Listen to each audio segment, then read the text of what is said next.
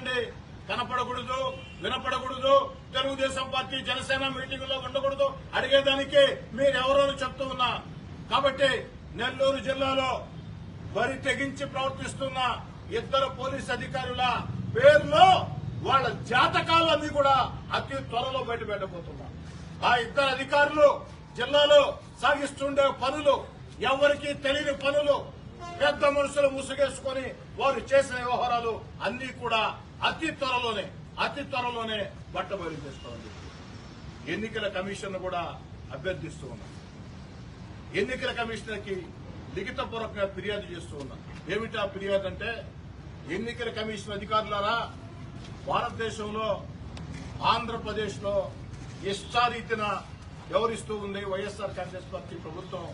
కాబట్టి ఎన్నికల షెడ్యూల్ వచ్చిన తర్వాత మేము జోక్యం చేసుకుంటామంటే జరగాల్సిన నష్టం ప్రజాస్వామ్యానికి అప్పటికే జరిగిపోతుంది.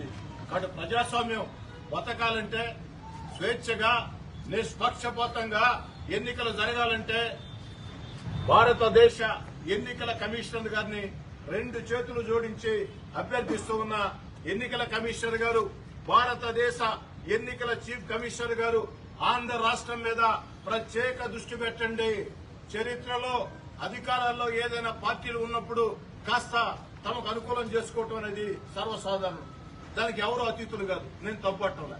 కానీ బరి తెగించే రీతిలో, ప్రజాస్వామ్యాన్ని కాల రాసే రీతిలో ఆంధ్రప్రదేశ్ లో ఇష్టారాజ్యంగా జరుగుతుంది. దీనికి పోలీస్ వ్యవస్థ మొత్తం కారణం కాదు, కేవలం 10% మంది పోలీస్ అధికారులే కారణం. మిగతా 90% మంది నిష్పక్షపాతంగా పనిచేస్తున్నారు. ఎంత బాధాకరం అంటే, తిరుపతి ఎస్పీగా మల్లికా కార్గ్ గారిని ఏసీ 20 రోజుల కాల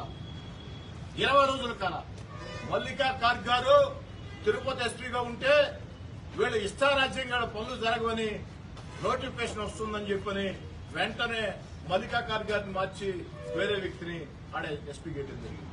కాబట్టి ఎన్నికల కమిషనర్ గారు గత 2 నెలలుగా ఆంధ్రప్రదేశ్ లో ఎక్కడెక్కడ అధికారుల బదిలీ జరిగిందో, బదిలీ చేసి మళ్లీ వెంటనే బదిలీ చేశారో వాటన్నిటి మీద విచారణ జరిపించండి, ఖచ్చితంగా విచారణ జరిపించడానికి కోరుకుంటూ, వాలంటరీ తమ్ముళ్లకి, వాలంటరీ చెల్లెళ్లకి అందరికీ మనవి చేస్తూ ఉన్నా.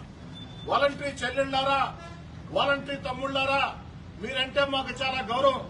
ఎందుకంటే బాగా ఉన్నతంగా చదువుకొని ఉద్యోగాలు లేక ఈనాడు మీరు 5,000 రూపాయల కోసం గొడ్డు చాకరీ చేయాల్సి వస్తుంది. ఎలా వస్తాయి ఉద్యోగాలు?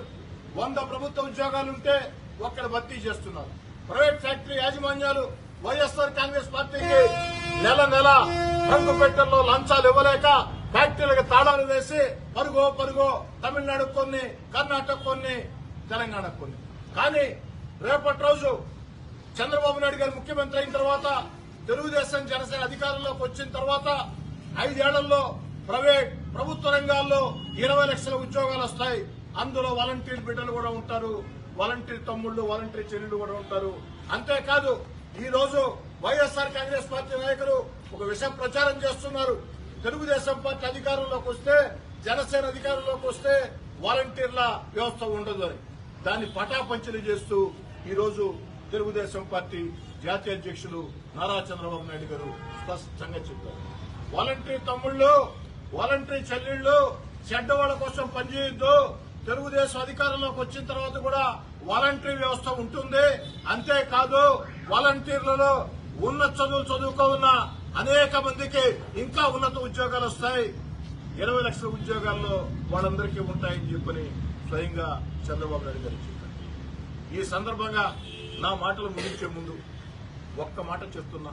వైఎస్ఆర్ కాంగ్రెస్ పార్టీ ప్రభుత్వానికి, ముఖ్యమంత్రి జగన్ గారికి, మీరు ఎన్ని కుట్రలు చేసినా, ఎన్ని కుతంత్రాలు చేసినా, ఎన్ని వేధింపులకు గురి చేసినా, నిర్బంధాలు, నిషేధాజ్ఞలు, కేసులు పెట్టినా, రేపటి రోజు సూర్యుడు తూర్పున ఉదయించబోతున్నాడు అన్నది ఎంత వాస్తవమో ఆంధ్ర రాష్ట్రంలో తెలుగుదేశం పార్టీ, జనసేన ఘన విజయం ఖాయం. 57% ఓట్లు, 160 ఎమ్మెల్యే స్థానాలు, 25 ఎంపీ స్థానాలతో తెలుగుదేశం పార్టీ, జనసేన ఘన విజయం ఖాయం. ప్రశాంత్ కిషోర్ గారు ఓ మాట చెప్తే ఉలిక్కి పడ్డారు పాపం. వైసీపీ మంత్రులు ఎమ్మెల్యేలందరూ కూడా నిన్నటిదాకా ప్రశాంత్ కిషోర్ ఎవరండి? నిన్నటిదాకా ప్రశాంత్ కిషోర్ గారు వీళ్ళ కుటుంబ సభ్యుడు, చాలా గొప్పడు. ప్రశాంత్ కిషోర్ గారు పద్ధతి బాగలేదయా, చంద్రబాబు గారిని అరెస్ట్ చేయడం తప్పు, నువ్వు చేసే పరిపాలన బాగలేదు, నిన్ను ఎవరూ ఓడించబడలేదు, నిన్ను నువ్వే ఓడించుకుంటున్నావు అని చెప్పని మంచి కోరి సలహా చెప్తే ఈరోజు ప్రశాంత్ కిషోర్ గారి మీద ఇష్టారీతిగా మాట్లాడినాడు. ఒక్కడి గుర్తుంచుకోవాలి, ప్రశాంత్ కిషోర్ గారు ఒక చక్కటి మాట చెప్పారు. ఏమనంటే జగన్ గారి ఓటమి అత్యంత దారుణంగా ఉండబోతుంది. ప్రశాంత్ కిషోర్ గారి మాటల్లో జగన్ గారి ఓటమి అత్యంత దారుణంగా ఉండబోతుంది. అదే నేను చెప్పే మాట కూడా. 57% ఓట్లు, 160 ఎమ్మెల్యే స్థానాలు, 25 ఎంపీ స్థానాలు తెలుగుదేశం పార్టీ జనసేన ఘన విజయం ఖాయం.